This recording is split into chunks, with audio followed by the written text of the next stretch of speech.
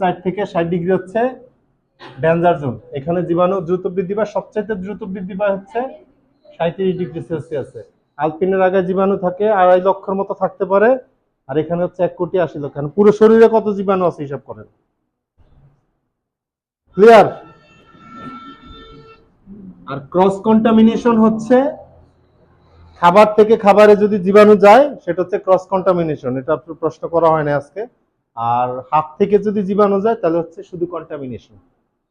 আমি যে পানির বোতল থেকে যদি খাবার যায় তাহলে তো কন্টামিনেশন, আর যদি খাবার থেকে খাবারে যায় সেটা কাঁচা হইতে পারে, রান্না হইতে পারে, তাহলে সেটাকে বলা হচ্ছে ক্রস কন্টামিনেশন, এবং সেটা ক্ষতিকর হইতে হবে।